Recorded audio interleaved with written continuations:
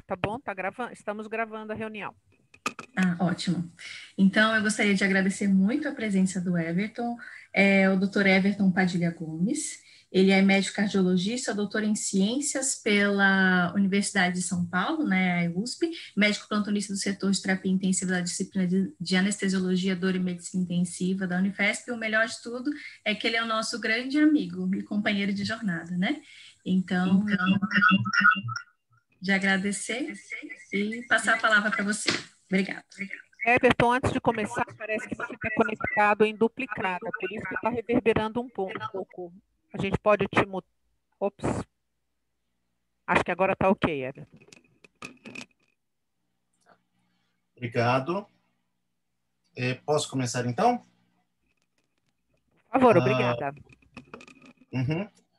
Foi nos pedido para falar. Primeiro, é um grande prazer estar falando aqui com vocês. É um grande prazer nosso estar falando com vocês sobre as diretrizes de suporte avançado de vida em cardiologia em 2020, o que existe de novo. Eu vou tentar ser o mais breve, sucinto, ao ponto em relação às questões.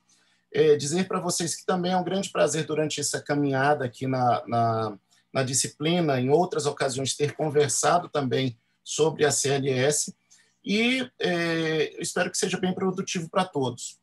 Eu gostaria que antes durante a nossa apresentação, vocês tivessem uma questão em mente. Na verdade, quando você fala em ACLS, nós temos que pensar no contexto global, principalmente da principal incidência.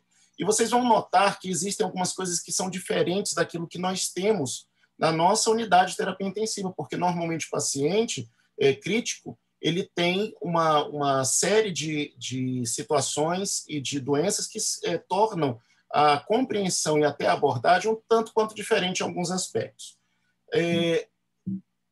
Para início, dizer para vocês o seguinte: o foco, muitas vezes, do ACLS, e que talvez frustra muitas vezes o intensivista, é que uma grande parte dele é voltada para o atendimento pré-hospitalar.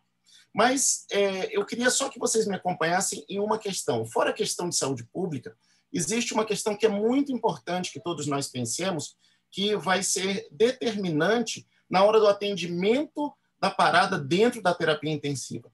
E essa questão principal é a qualidade da ressuscitação, a qualidade da massagem cardíaca que é feita diante dos pacientes.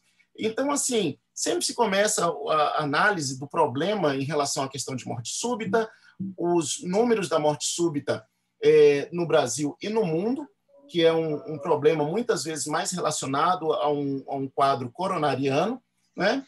E, na verdade, quando se faz agora, talvez assim, fora a questão do que existia até a década de 90, de experiências assim, como eu faço ressuscitação cardiopulmonar, a primeira grande tentativa de tentar otimizar ou sistematizar o atendimento de parada cardiorrespiratória surgiu através de uma publicação do JAMA, em 1992. Era uma publicação que juntava um consenso, na verdade, o bom senso que permeava os colegas que faziam atendimento crítico e terapia intensiva em todo o mundo. A partir daí, surgiu uma outra estrutura, que seria o IUCOR, que ele junta sociedades do mundo todo, e vocês vão ver que tem uma abrangência cada vez maior. Quando começou a sistematizar, também se incluiu um sistema de medicina baseada em evidências, ou seja, tudo que é feito procura tentar atender ao máximo possível e responder questões que existam na otimização do atendimento de uma parada cardiorrespiratória. E as diretrizes 2020, elas têm um objetivo também: treinar 20 milhões de pessoas por ano e aumentar o número de socorristas em 62%. Isso no contexto pré-hospitalar. E o novo consenso de novas diretrizes se estima que 100 mil pessoas são salvas por ano na Europa, 80 mil pessoas nos Estados Unidos e provavelmente 60 mil pessoas são salvas por ano no Brasil ao se incluir essas diretrizes dentro do nosso dia a dia. Falando rapidamente, existem níveis de evidência e existem classes de recomendação. Então, existe o nível de evidência A, evidência de alta qualidade, indo até o consenso, o nível C, que é o consenso, opinião de especialistas com base em experiência clínica. E, no outro lado, você tem a classe, ou intensidade de recomendação, que vai desde a classe 1, que seria aquele paciente com uma forte classe de recomendação, 2A moderada, 2B fraca, classe 3 não tem nenhum benefício, e a classe 3 e a classe 3 dano, que seria uma forte recomendação de não utilização. Como eu falei já para vocês antes, o ILCOR ele tem alguns representantes principais e nós temos representantes associados. O Brasil participa através da Sociedade Brasileira de Cardiologia e existem algumas outras representações grandes ali colocadas. Em 21 de outubro de 2020 foi dado o consenso e guidelines através de um webcast, e isso foi montado. Uma das primeiras questões que eu acho que é bem interessante é que antigamente nós esperávamos a cada 5 anos que tivessem novas diretrizes. Muitas vezes, quando nós acompanhamos, olha, em 2000, eu estava até revisando tudo que eu já tinha falado ou visto de ACLS. A primeira revisão que nós tivemos no ano 2000, ela tinha 7 slides. E ela era muito sucinta em relação a uma série de coisas. Quem já fez aqui a CLS no final dos anos 90, início dos anos 2000, vai ver que a realidade que temos é muito diferente da que temos hoje em dia. E o que gostaria de colocar para vocês, e realmente isso é uma demanda que se tem por causa da emergência, é que os consensos internacionais eles estão respeitando um fluxo. Você vai tendo novas evidências e vão tendo novos guidelines, e isso daí, antes de ser tentar resumir tudo e implementar a cada 5 anos, que, na verdade, acaba tendo também um consenso a cada 5 anos, as novas evidências vão sendo postas na medida que se vê uma profundidade, um grau de recomendação que seja aceitável. E talvez o que eu colocaria para vocês é que a cada 5 anos existe uma remontagem em cima disso tudo e dizer assim, como isso vai impactar no ensino de emergência. Então, a primeira coisa, rapidamente, sobre a questão do BLS. Então, a sequência de RCP, vocês já conhecem que mudou desde 2010. Nós, que somos um pouco mais velhos, estávamos considerando sempre aquela sequência que era até mais pedagógica do ABCD, né, primário, ABCD secundário. A partir de 2010 foi incluído uma nova sequência, que era o CAB. E por que o CAB? Porque muitas vezes, para o socorrista externo, existia aquele pudor que é natural e até é recomendável que a pessoa mantenha primeiro o socorrista, pense primeiro na sua segurança e segurança do ambiente antes de você executar uma ressuscitação. E dentro do contexto hospitalar, o que muitas vezes fazia? Você pedia uma via aérea, você pedia um ambu, e isso demorava 1 a 2 minutos para você começar a massagem cardíaca.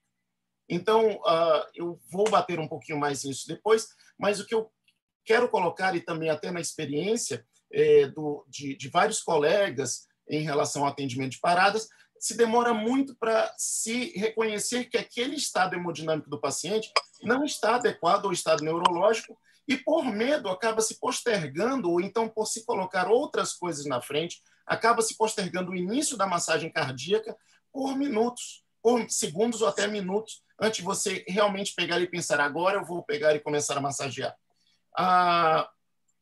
Existe um problema que afeta mais essa questão do início de sequência. Na parte pré-hospitalar, afeta mais de 350 mil pessoas por ano nos Estados Unidos, mais de 329 mil pessoas por ano nos Estados Unidos no contexto intra-hospitalar.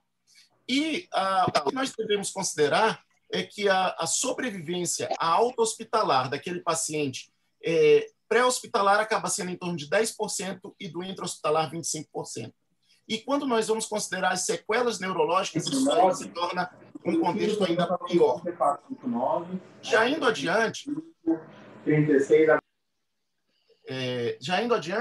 nós temos também uma ampliação de elos da corrente. Antigamente, nós considerávamos uma situação que eram 4 elos da corrente, e esses elos foram se expandindo.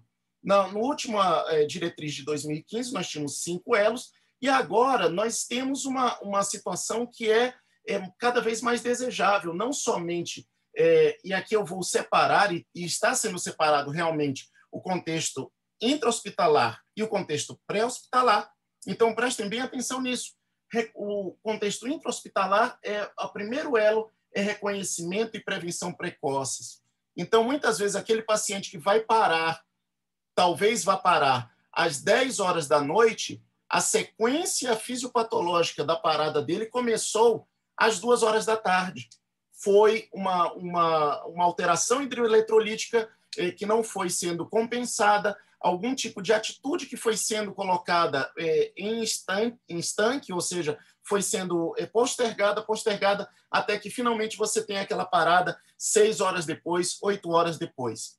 Então, é muito importante isso daí, está sendo reforçado na cadeia, que você faça um reconhecimento e prevenção precoce. É aconselhável que o colega plantonista passe para o outro, isso já é feito, né, de maneira meio indutiva, mas que seja colocado, olha, esse paciente talvez esteja numa atenção que ele tem um risco de parada maior, o que eu estou observando seria algumas outras questões aqui que podem levar a essa situação. Isso já passamos, né? Isso está sendo reforçado nas diretrizes. O acionamento do sistema médico de emergência dentro do hospital, e eu estou falando aqui fora da UTI, isso se traduz em times de resposta rápida.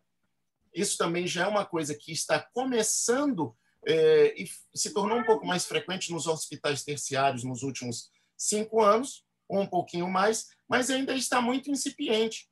O que, normalmente, num hospital de grande porte, quem vai atender uma situação de emergência acaba sendo, médio, na verdade, médio porte, acaba sendo o médico da emergência no PS, vamos colocar um cenário de noite, acaba sendo o médico da emergência do PS, que acaba sendo chamado para atender algum tipo de situação por chamada da enfermagem, ao notar alguma degeneração, por algumas escalas também, quando são hospitais mais preparados, mas o que tem se implementado cada vez mais seriam times de resposta rápida, isso também durante o dia.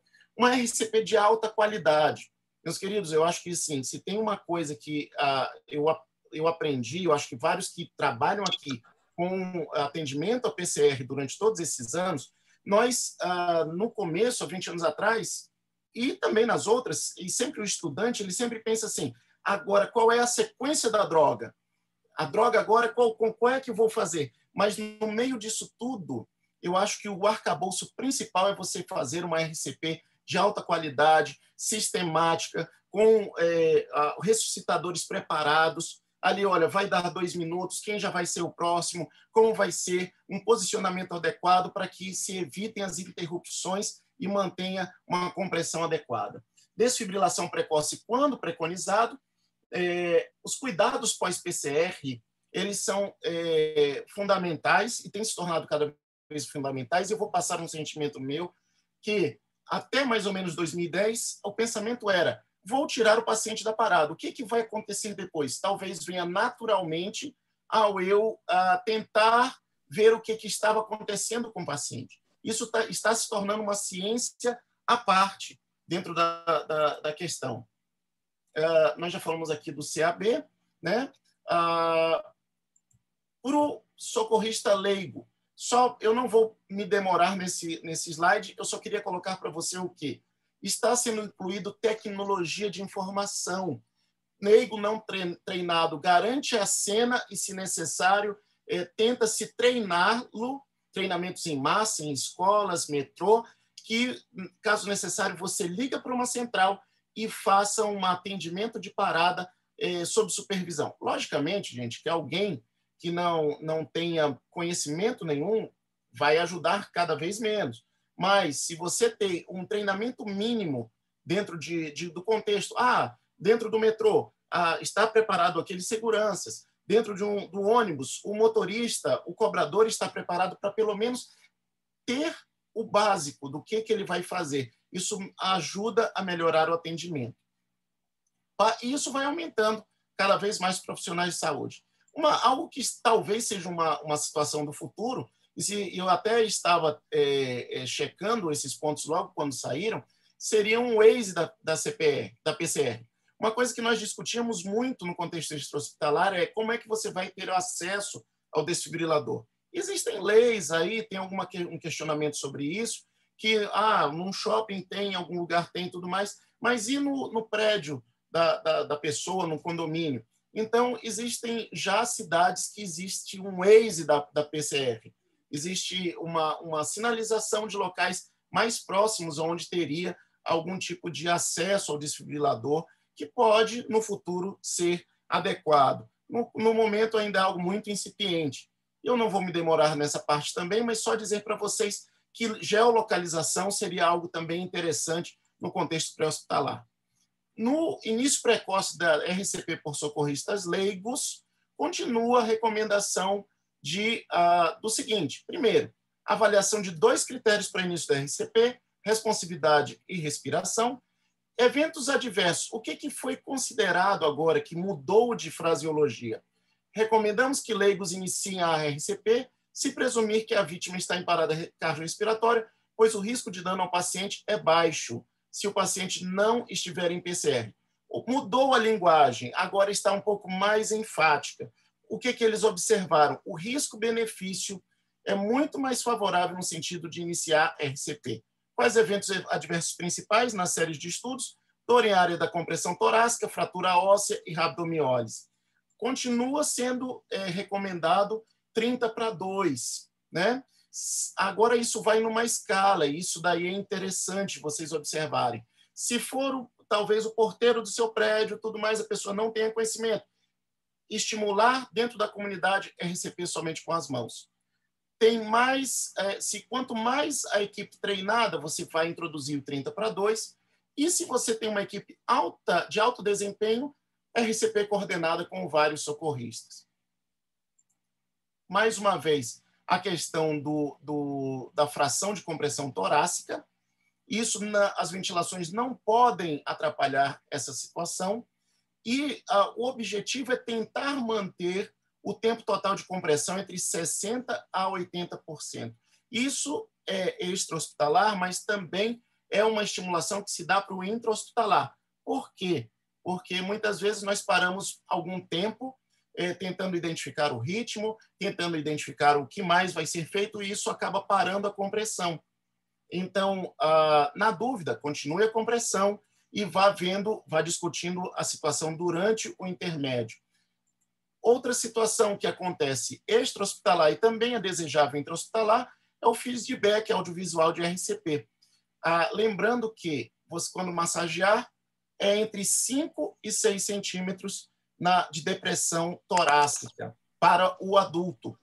E isso, em equipes de alta performance, se observa que é claramente algo relacionado com um melhor prognóstico. O estudo de 2019 mostra uma significância estatística importante, tanto para o retorno de circulação espontânea, quanto o estado de sobrevida na saída da UTI vivos daqueles pacientes que tiveram uma RCP de alta qualidade.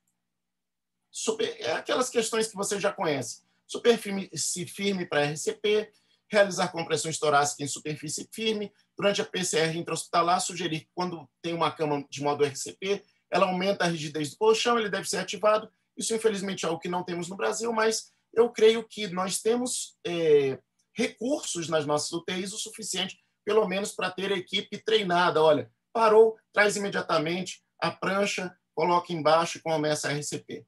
Questão da pressão de perfusão coronária é criticamente importante para o sucesso da RCP. Quando a pressão de perfusão coronária esteve abaixo de 20 milímetros, mantendo durante 10 minutos de RCP, 96% dos pacientes não retornaram à circulação espontânea. Então, se você não está conseguindo manter uma RCP com compressões torácicas de alta qualidade, o prognóstico, se já era ruim, acaba sendo pior ainda. E, mais uma vez, isso é um gráfico clássico, né, de quando você para o paciente para as ventilações, você vai diminuir, ter uma queda justamente na pressão de perfusão coronária, né, e a medida da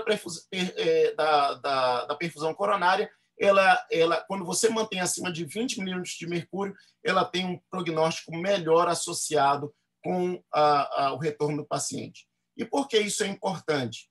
Apesar dos avanços recentes, menos de 40% dos adultos recebem RCP iniciada por leigos e menos de 12% tem um DEA aplicado antes da chegada do serviço de emergência. Então, nós temos tanta tecnologia, nós temos tantas situações como até essa geolocalização, mas ainda precisamos reforçar na cadeia pré-hospitalar.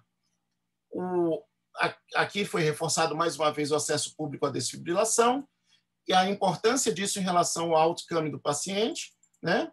E a RCP antes da desfibrilação é crítica. Sugere-se um curto período de RCP até que o desfibrilador esteja pronto para análise ou desfibrilação em PCR não monitorada. Dentro da UTI, isso daí já é uma discussão que nós já temos, já está consagrada. Se você tem um paciente que está já monitorado, você pode proceder imediatamente à desfibrilação se é um ritmo chocável e está imediatamente acessível o desfibrilador. Mais uma vez, a questão da presença de desfibriladores externos automáticos ele é muito importante, não é? E uma situação interessante para nós pensarmos. Compressões em mulheres grávidas. Se socorristas adicionais estiverem presentes e forem treinados, execute o deslocamento uterino lateral contínuo, além de um suporte básico, compressões de alta qualidade. Isso também é extrapolado para um ambiente intra-hospitalar na parada em gestantes, ok? Uma outra coisa que é demograficamente talvez uma realidade maior dos Estados Unidos, mas pode se tornar uma realidade cada vez maior. Nos Estados Unidos estamos tendo uma epidemia de intoxicação por opioides. Então, existem mais de 70 mil mortes em 2017 nos Estados Unidos. Sugere-se que a RCP seja iniciada sem o DEA e que a naloxona seja usada por socorristas leigos em suspeita de parada cardiorrespiratória ou circulatória relacionada a opioides, enquanto você vai montando o cenário. Em seguida, tanto é que você pode observar no gráfico que quando ele diz assim, a pessoa está respirando normalmente, não, inicia a RCP e no número 5 aí, em azul para vocês, administre naloxona e use o DEA. Ok? Isso é uma particularidade que também está relacionada com um dos 5 T's, que seria a toxicidade que você está tentando reverter antes de você iniciar. Na ressuscitação em equipe, isso é algo que também nos cursos de ACLS é batido, mas é importante que dentro da UTI seja reforçada o quê? Os papéis. E isso daí eu acho que é necessário o quê? Uma convivência e uma interação entre a equipe. Já conversar ou estar ajustado o quê? O ideal seria todos nós sabermos como fazer bem RCP, como fazermos bem o tratamento do paciente, não importa a situação. Mas na ressuscitação em equipe, você ter um responsável pela compressão, um responsável pelo desfibrilador, e que pode ser também o instrutor de RCP, uma pessoa com as vias aéreas e funções de liderança, que é o líder da equipe, uma pessoa com as medicações EV e O, e uma pessoa que esteja ali para cronometrar. Entendo, nem sempre isso é possível no mundo real. Por isso que é interessante, por exemplo, monitores que eles já marcam o código azul, né? Você aperta ali no monitor, ele começa já a ter um cronômetro ali e você já tem uma situação sequencial de atendimento. Equipes de alto desempenho incorporam bem o quê? O tempo, a qualidade, a coordenação, a administração dos procedimentos corretos durante uma PCR. E algo que é batido dentro do IUCOR é o quê? Que você tenha retreinamentos. Isso daí a gente vai falar um pouquinho mais adiante de maneira bem rápida. Mas já tentando pontuar para vocês. Às vezes é preferível pequenos treinamentos sobre tópicos, reforçando na cabeça das pessoas, do que um grande treinamento, talvez de um final de semana. Principalmente para quem já foi exercitado, né? Ou já tem uma certificação em ACLS e BLS. Pontos a serem considerados: metas e finalidade geral. Ou seja, gente, também, quando a gente fala de avaliação pré do paciente, existe a situação óbvia, né, de você saber se o paciente vale a pena ser... existe alguma situação de paliação dentro disso, qual é a meta, a finalidade geral, ou aqueles pacientes que você tem já meio que estabelecido ou discutido até que ponto se vai naquele paciente. Habilidades de cada membro de equipe, motivação e eficácia adequadas, resolução de conflitos e necessidade de comunicação. Então, sempre uma comunicação clara, respeitosa, direta. Uma coisa que sempre foi algo que para nós foi muito complexo, né, aqui, principalmente no Brasil, é o tal do acesso intraósseo. Por sinal, na primeira vez que ele foi incluído na diretriz de 2005, todo mundo ficou se perguntando como é que a gente vai fazer isso, porque se dizia que ele era um acesso, ele tem menos chance de problemas, você tem uma vazão adequada, tudo mais. Na prática, o que se observou? É aconselhável para os profissionais tentarem primeiro o EV. Então, há o bom senso e aquilo que a gente já faz há muito tempo, que é o acesso EV do que o acesso intraósseo. E nós estamos falando aqui também, especialmente no caso adulto. E o acesso intraósseo ainda pode ser considerado se tudo falha, né? Capnografia no suporte avançado de uma situação quantitativa, não é? Pacientes entubados, a incapacidade de manter uma ETCO2 acima de 10 milímetros após 20 minutos de RCP refere-se ao mau prognóstico. Isso quer dizer que você não está conseguindo manter uma circulação adequada para que esse paciente tenha o mínimo de washout de CO2, certo? Uma outra coisa que eu me lembrei muito aqui, que é um dos pontos fortes também da equipe, é o que? O ultrassom na PCR. A ultrassonografia cardíaca ou não cardíaca seria um echo point of care, pode ser considerada durante a PCR. Isso é o nível 2B. Se um ultrassonografista qualificado estiver presente e o uso do ultrassom não interferir no protocolo padrão de tratamento da parada cardíaca, e o ultrassom pode ser considerado como um complemento à avaliação padrão do paciente. Então, assim, é muito legal, achei muito interessante isso daí, só que vejam bem o seguinte, eu vejo etapas aqui. Eu acho que melhorar a qualidade do atendimento, melhorar a sequência de atendimento em uma RCP de alta qualidade, e eu acho muito interessante, muito legal, principalmente nós que estamos aí num contexto de um hospital-escola e temos à disposição o eco, o ultrassom, ter uma situação em que, se você tem uma equipe multidisciplinar, de repente, o residente, o assistente, ele pode pegar e fazer uma avaliação enquanto está sendo feita a RCP. A outra questão é a adrenalina. Isso é uma interrogação, tá, gente? Não é talvez uma questão de um chamado.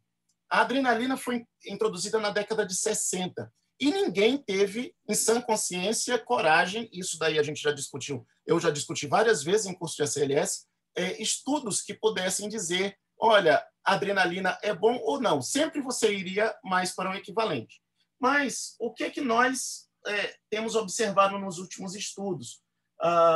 Que os outcomes com os pacientes com o uso de adrenalina acaba sendo pior, não é? Se você utiliza no paciente, você acaba tendo pacientes com maior incidência de dano neurológico, certo? E a saída até acaba sendo melhor a performance melhor para a saída imediata da ressuscitação, porém, a saída final hospitalar acaba no estudo Paramedic 2, acabou sendo não efetiva.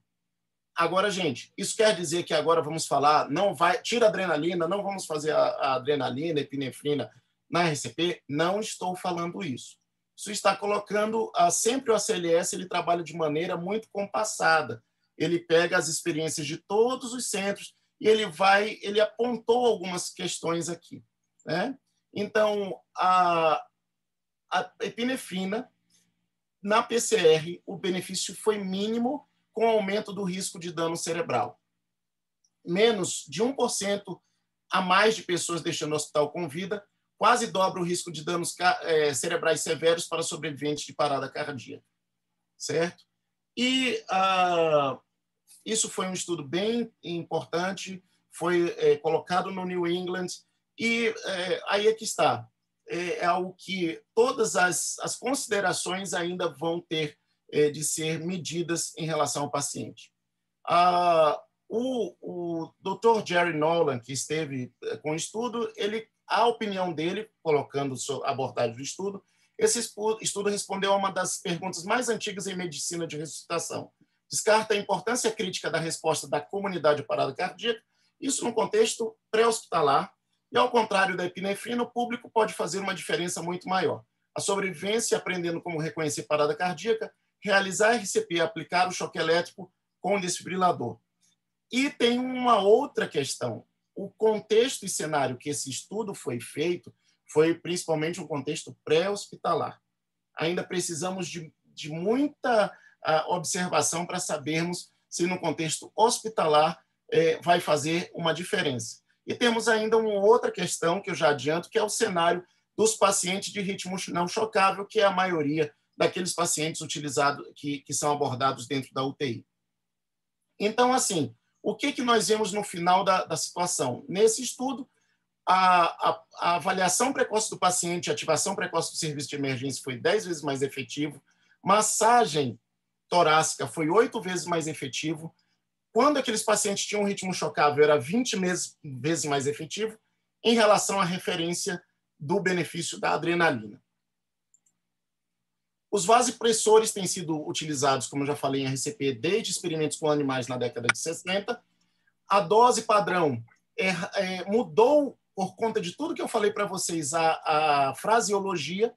Na atualização agora, que foi em 2019, que foi incluída em 2020, se coloca é razoável administrar 1 miligrama de epinefrina a cada 3 a 5 minutos, que dista da linguagem anterior, que a dose padrão de epinefrina, 1 miligrama a cada 3 a 5 minutos, pode ser aceitável. Parece um pouco filigranas, mas isso daí dá um peso diferente.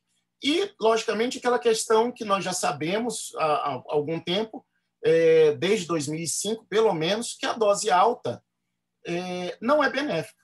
Né? A dose alta, epinefrina em dose alta não é recomendada, e não era em 2015 e não é agora.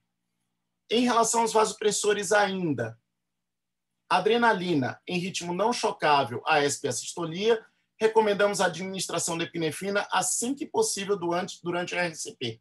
Então, o que isso se estabelece em relação ao que você vai fazer?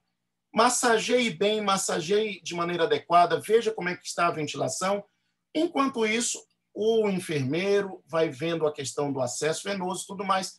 Tem adrenalina pronta? Sim. Mas o que eu estou querendo passar para vocês é justamente aquele peso de dizer assim, não consegui fazer a epinefrina agora. Isso foi determinante na morte do paciente? Não, do ponto de vista de tratamento. É algo que é desejável, algo que é possível ainda de ser utilizado, mas dê atenção à outra parte primeiro. Em ritmo chocável FVTV, a administração de epinefrina após tentativas iniciais de desfibrilação não tem o sucesso durante a RCP. Isso daí também é uma outra questão. A vasopressina, vocês já tinham ouvido falar, que ela pode ser considerada na parada cardíaca, mas não oferece nenhuma vantagem como substituto da epinefrina na PCR. Que substitui aquela frase que nós tínhamos anteriormente, que era o quê? Você pode utilizar a vasopressina no lugar da primeira ou segunda dose de adrenalina.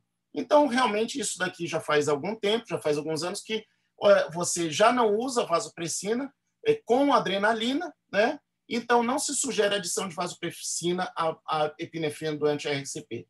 Quais são as cenas dos próximos capítulos? Né?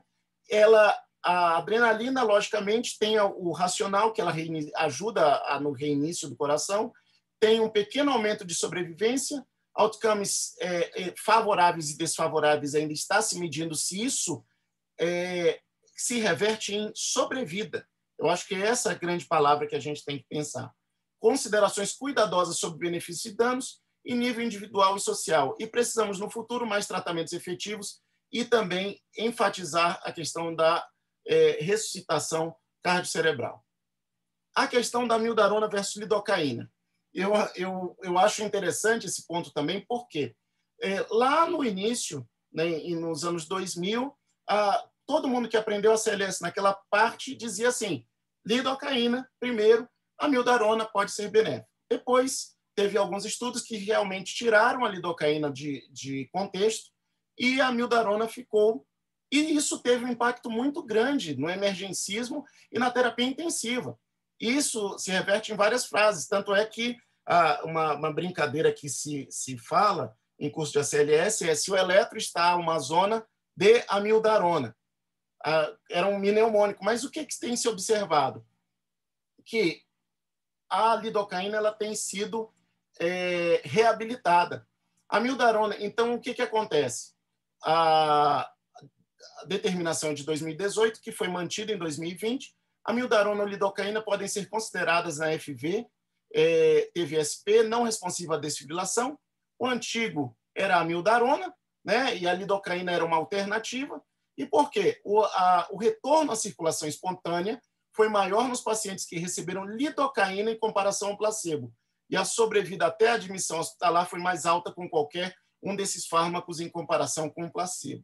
Então, o ponto que está dando a mais para a lidocaína é a sugestão que talvez ela tenha um papel interessante, até como estabilizador de membrana, por ser um bloqueador de sódio, na questão do cuidado pós-ressuscitação. O magnésio, ele não é recomendável de rotina. A única situação é o torsade de Poix, que é a TV polimórfica associada ao intervalo QT longo, e para outras questões não é recomendado. Ok? E os fármacos antiarrítmicos imediatamente após ao retorno de circulação espontânea. Beta-bloqueadores, que era uma sugestão em 2010 e 2015, não há evidências suficientes para apoiar ou refutar o uso rotineiro de um beta-bloqueador imediatamente depois do retorno à circulação espontânea, isso, no caso, no intervalo de 1 hora. Existem alguns estudos que dão uma sugestão de um benefício, mas nós ainda não temos uma resposta para isso e acaba tendo muitos fatores de confusão. Isso é uma outra situação que é muito importante. Você muitas vezes tem um paciente que entra em choque, que, na verdade, até a questão de você entrar com beta-bloqueador naquele primeiro momento acaba sendo passado de lado. Por quê? Porque você está tentando estabilizar hemodinamicamente o paciente. E a lidocaína, não há evidências suficientes para apoiar ou refutar o uso rotineiro da lidocaína imediatamente após o retorno da circulação espontânea, no intervalo de 1 hora, mas na ausência de contraindicações, o uso profilático de lidocaína pode ser considerado em circunstâncias específicas. Transporte médico, quanto o tratamento de FV, taque ventricular sem pulso recorrente pode ser desafiador. Outra coisa que, talvez em outras apresentações eu até tenha falado, eu estou falando ao grupo mais antigo, era o quê? Que você tem uma fase da PCR que é uma fase metabólica, que você não sabe muito o que vai acontecer. Está instalado uma situação de inflamação, que vai também afetar na recuperação neurológica do paciente. Existem alguns estudos que estão sendo feitos.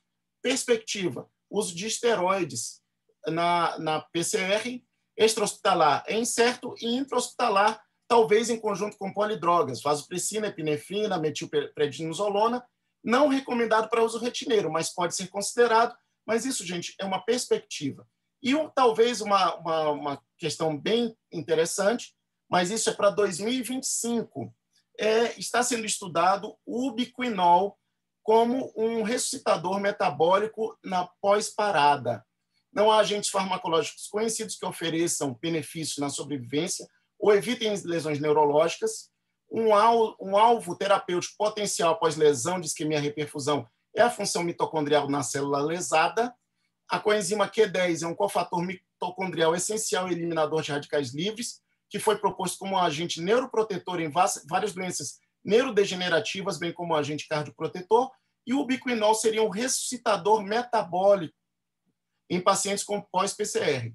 Ensaio clínico randomizado duplo cego e controlado do ubiquinol em pacientes pós-PCR, está sendo propostos, as primeiras avaliações são bem interessantes. Então, resumo das drogas 2020. Atropina está excluído do algoritmo, a não ser situações específicas associadas, e não como PCR, mas situações onde você veja que haja a necessidade de você utilizar a atropina. A epinefrina em cheque inalterado, vasopressina excluído do algoritmo, a amiodarona, dose em indicações inalterado, lidocaína é um alternativo para a amiodarona, mas se tornando cada vez mais dentro de um patamar de igualdade.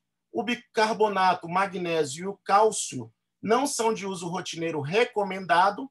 O uso de beta-bloqueadores, esteroides e ubiquinol é uma promessa. Ok?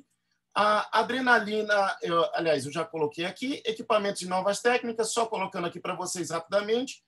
Existe um racional para a utilização de equipamentos de compressão ativa, descompressão ativa, RCP automática, o autopulse, que está, inclusive, alguns desses equipamentos disponíveis em alguns dos grandes hospitais aqui de São Paulo, hospitais de alto poder aquisitivo também.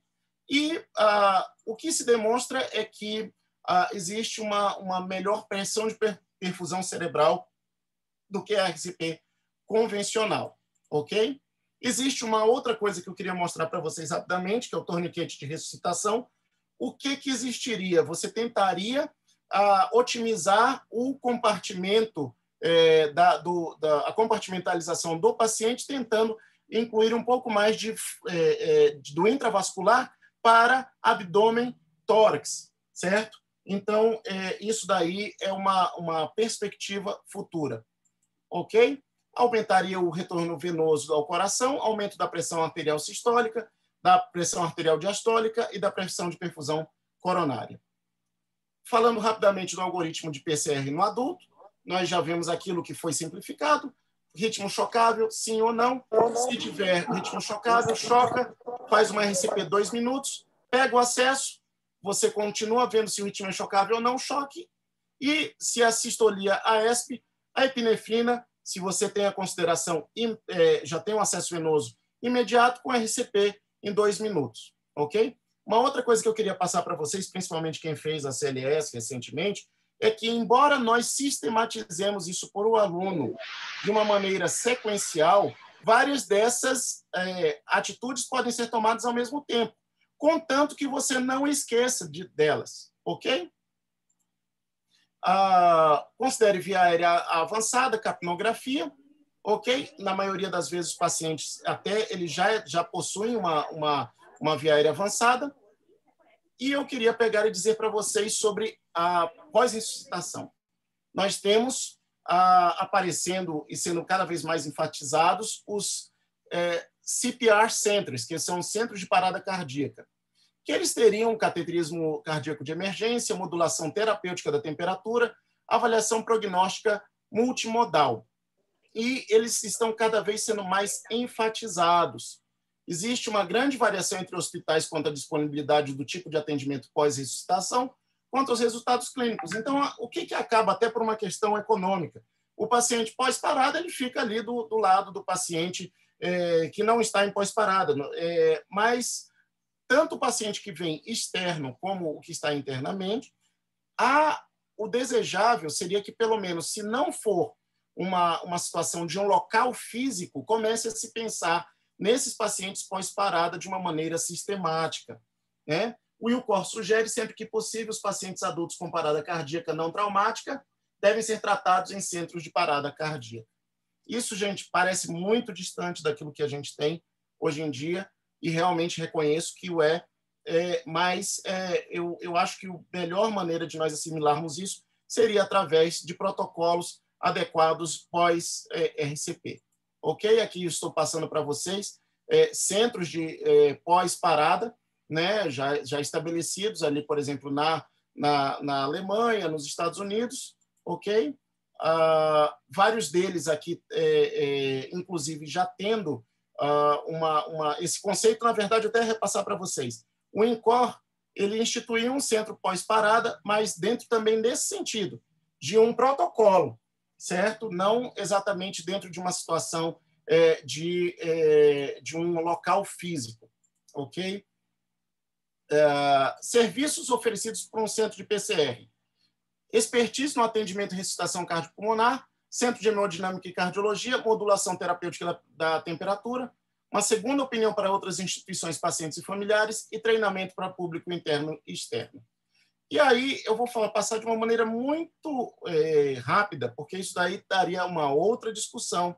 Eu me lembro bem da primeira apresentação que nós tivemos pós-recomendação de hipotermia terapêutica, e esse nome acabou se tornando, tendo até uma situação um pouco mais, assim, sendo recebido de uma maneira um pouco mais crítica, e com razão, porque os estudos que foram feitos inicialmente e que recomendavam isso eram em pacientes com FV-TV. E se recomendava uma situação de paciente mantido entre 32 e 34 graus, isso gera uma série de problemas para o paciente. Na verdade, antes de passar isso, só dizer para vocês, existiu todo um racional de você fazer hipotermia terapêutica. Disfunção neurológica, síndrome de disfunção de múltiplos órgãos. E o que acontece pelo outro lado? O paciente acaba desenvolvendo mais pneumonia e ele acaba desenvolvendo mais distúrbios de coagulação.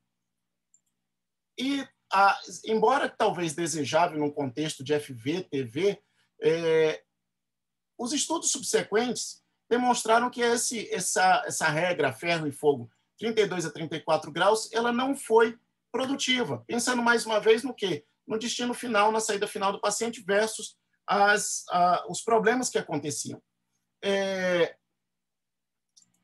Temos a questão principal que continua, seria o controle, que talvez seja a solução, seria a questão do controle ativo de temperatura, que seria também uma situação de você tentar fazer neuroproteção no paciente, ok? Além de você manter uma pressão de perfusão cerebral, seria você talvez não tentar manter a ferro e fogo o paciente dentro de 32 e 34 graus, mas evitar hipertermia e fazer um controle ativo e colocar no meio da questão do seu atendimento do paciente que nem todo aumento de temperatura pós-parada, às vezes a gente pensa, pode ser infecção, pode ser uma situação relacionada aqui, mas também está relacionada àquela cascata inflamatória pós-ressuscitação. Eu vou passar isso daqui de maneira bem rápida, mas dizendo para vocês o seguinte, que existem pesquisas e evidências clínicas que suportam a você pensar em manter uma modulação de temperatura. Não estou falando, mais uma vez, daquela hipotermia terapêutica. Tá? Eu vou passar aqui adiante. Esse contexto que a gente muitas vezes fala e que vocês vão ler, e principalmente aos residentes, dentro da diretriz, ela muitas vezes está relacionada mais ao paciente coronariano pós-parada por FV-TV, ok? A modulação, né? Você vai tentar manter dentro dos guidelines, agora 2020, a temperatura foi estendida até 36 graus por 24 horas e tentar reduzir 0,25 grau por hora, ok? Eu vou passar aqui e você tentar manter o quê?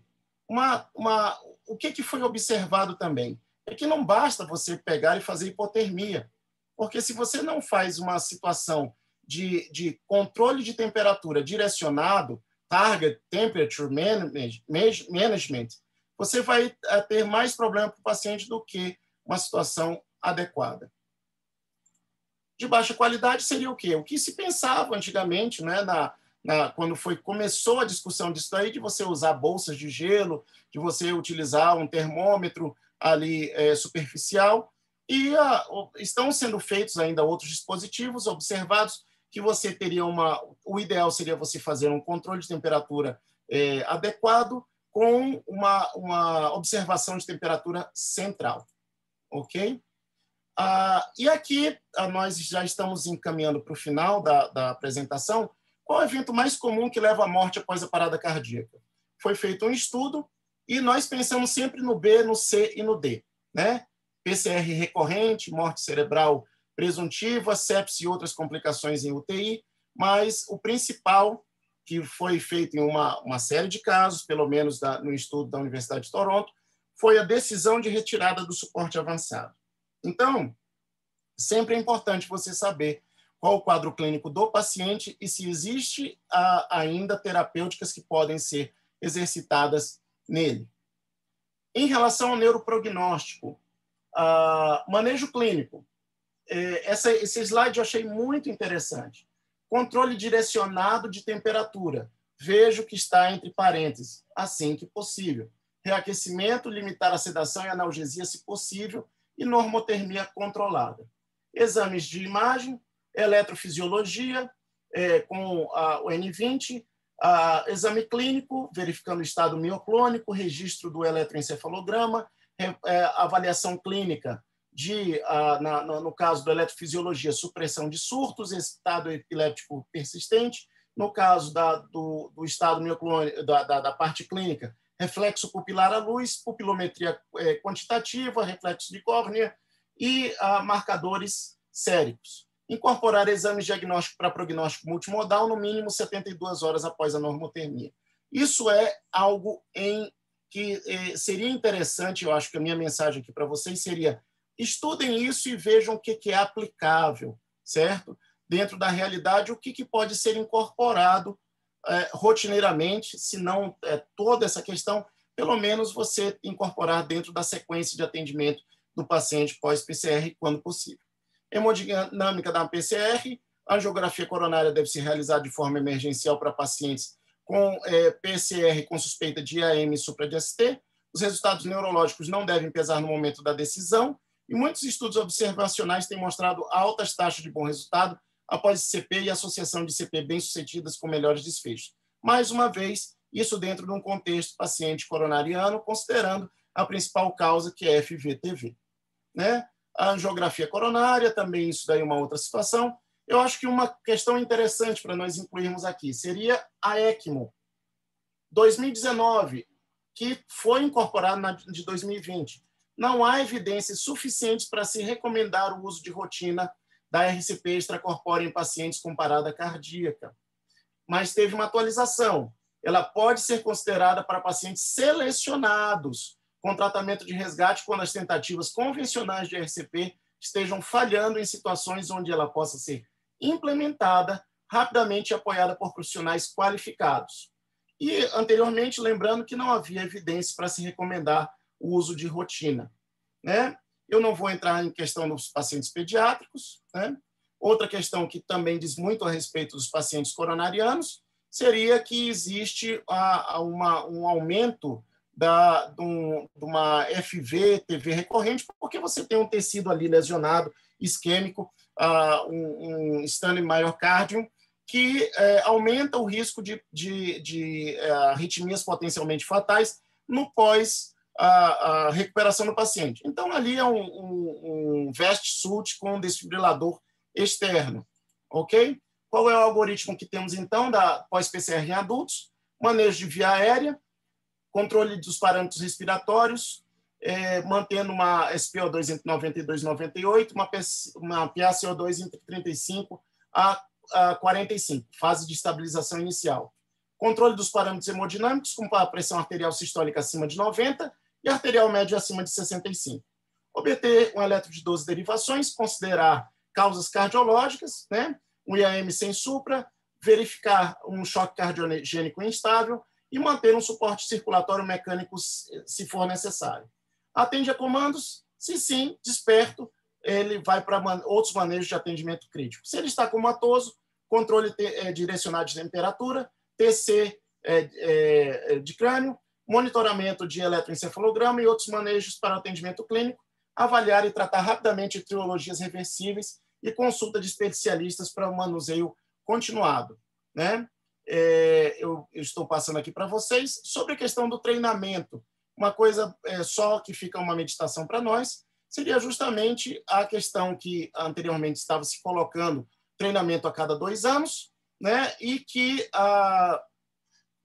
está sendo recomendado que se faça talvez pequenos rollouts com a equipe, né? E sumarizando tudo, a importância do início imediato de RCP por socorristas leigos, recomendações anteriores sobre a administração de epinefrina, apesar da mesma estar em xeque, foram reafirmados, com ênfase na sua administração mais precoce. O uso da lidocaína passa a ser uma alternativa à mildarona. Drogas de classe 3, cálcio, magnésio, exceto na torsada e POA, bicarbonato e vasopressinas. Promessas para o futuro, ainda incertas, beta-bloqueador, ubiquinol e corticoides. O uso de dispositivos de feedback visual em tempo real é recomendável como forma de manter a qualidade de RCP.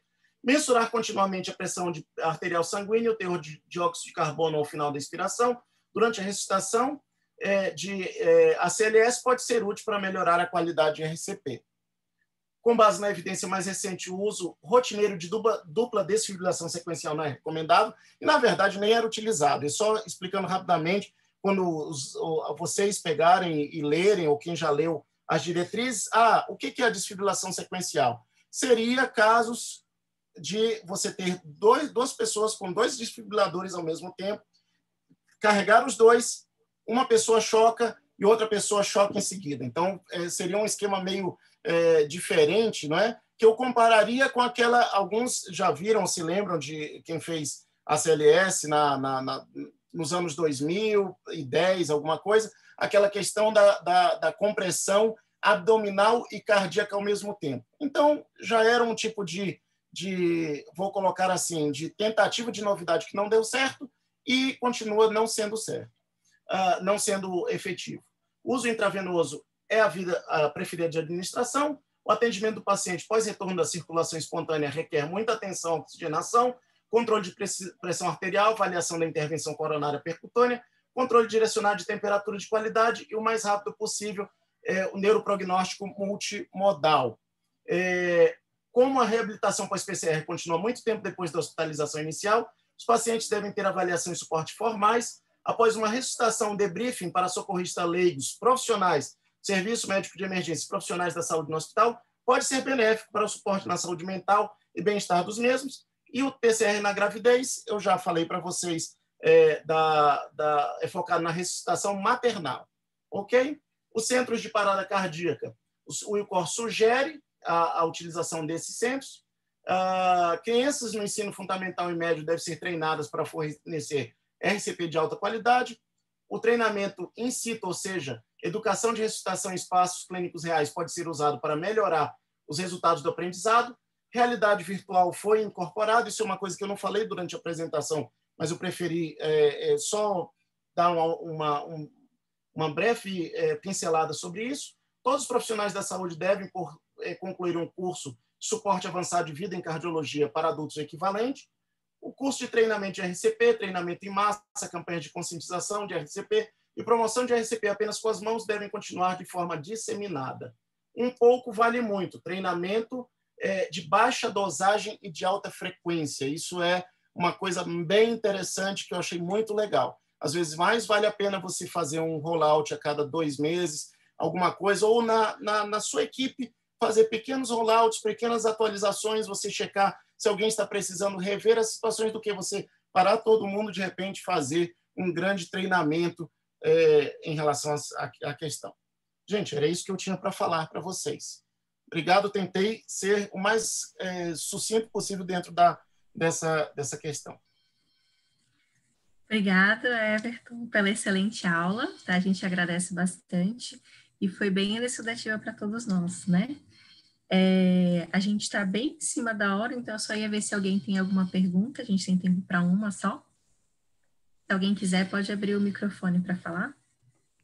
Eu queria fazer uma perguntinha, Everton. É o Flávio. Oi, Flávio.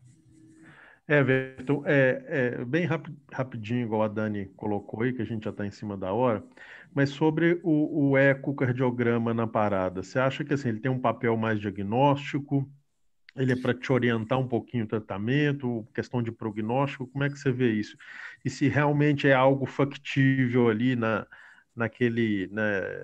situação, né, dramática ali da parada, você reservar um tempinho ali para tentar fazer um ultrassom cardíaco. Como é que você vê isso? Excelente pergunta, Flávio. Eu acho que ela é uma perspectiva que nós temos. Eu acho que ela vai ajudar tanto a você, ela tem um papel, eu acho que tanto prognóstico em relação à situação, como até você tem a possibilidade de excluir algumas outras causas em relação ao paciente. Você tem um paciente, por exemplo, pós-PCR, aliás, um paciente em PCR com um infarto agudo do miocárdio. É bem interessante, por exemplo, para você checar uma CIV que esteja pós-infarto. Um paciente que esteja ali, você desliza rapidamente, você pode ver um paciente com um pneumotórax hipertensivo, de repente é bem interessante. E até em relação também à qualidade. Alguns estudos estão sendo feitos em relação à qualidade. Eu acho algo bem interessante, que, reforçando a cadeia de atendimento dos residentes dentro de um contexto geral, tudo mais, eu acho que vai se tornar muito interessante para até se conseguir incorporar dentro da prática, em situações e cenários selecionados, certo? Eu acho que é uma adição, e eu acho que, falando aqui no contexto da nossa disciplina, é um ponto forte que os residentes aqui de terapia intensiva estão tendo um excelente treinamento em eco e point of care e também ultrassom direcionado. Não sei se eu respondi aí no seu caso, na tua questão, se você queria mais alguma situação. Não, ótimo. Respondeu sim. Alguém mais tem alguma pergunta para fazer? Doutora Flávia, a senhora quer fazer alguma consideração final? Não, eu queria dizer ao Everton que a aula foi excelente, Everton, super abrangente, né? Muito obrigada aí pela contribuição. A gente tem bastante gente assistindo, né? Tanto a nossa própria disciplina quanto o público externo. Então, acho que você contribuiu hoje bastante aí para o nosso aprendizado. Se eu tivesse que fazer uma pergunta, eu ia fazer uma pergunta sobre cálcio e magnésio, Everton. Acho que você podia falar um pouquinho, talvez. A gente realmente está com avançado da hora, mas talvez uns 2 minutinhos, porque o que a gente vê na prática, Everton, é que todo mundo teme os distúrbios hidroeletrolíticos na parada. E o que a gente vê muito acontecer é que chega ali na hora da parada e a pessoa fala: vamos fazer um magnésio por via das dúvidas, vamos fazer um cálcio por via das dúvidas. Vamos estabilizar a membrana, como você mencionou, né? Então, talvez falar um pouquinho mais sobre isso, se a gente está errado, ou se a gente não tem acesso, não como antiarrítmico, né? Mas como eventual. Ou seja, o que é a tua opinião sobre isso? Porque a gente vê isso bastante na prática, né? Sim. Professora, eu me lembro bem de uma frase de um dos livros de ACLS que diz assim: o ACLS ele é uma receita de bolo com cozinheiro inteligente. Então, se você observa uma situação, e foi excelente pergunta sua também, porque é uma angústia que dá muitas vezes para nós, até que já temos uma experiência de mais tempo atendendo PCR, se você pega e você vê que existe uma situação que poderia levar a uma necessidade de reposição de cálcio e magnésio, é uma situação. Como questão de você influenciar no prognóstico do paciente, para justamente no setor de eu fazer sistematicamente para os pacientes, todos os estudos têm demonstrado que não tem uma efetividade. Então, se nós formos lembrar também da sequência, normalmente o magnésio ele ficava lá depois de 8, 10 minutos do paciente, né? E eu incluiria até também a questão do bicarbonato. Apesar de ser falado, olha, você não vai dar o bicarbonato de rotina, mas aquela questão, você tem um paciente que já estava acidótico, você tem um paciente que possivelmente tem uma hipercalemia, você vai pegar e vai dizer assim, não, eu vou estar sendo um mau médico se eu estiver fazendo isso daqui. Eu acho que você tem que ter um bom senso em relação à questão, em relação ao que você precisa fazer no paciente. Aquela questão, o que as diretrizes colocam primeira linha de tratamento? Não é. Você pensar automaticamente, eu estou com um paciente com PCR, o que as diretrizes colocam, olha, cálcio, magnésio, bicarbonato, não vai fazer. Você passou do que é feito dentro do normal, e isso inclui muitas coisas dentro da parada, aí eu acho que, a menos que você tenha alguma outra indicação, aí você poderia incluir. Não, perfeita resposta, Everton, né? Bem na linha do que a gente vem advogando, que existe sim cuidado protocolizado, mas isso não pode engessar ninguém, né? A gente deve mesmo individualizar e se sentir autônomo para, em prol do doente ali numa situação específica, fazer essas intervenções.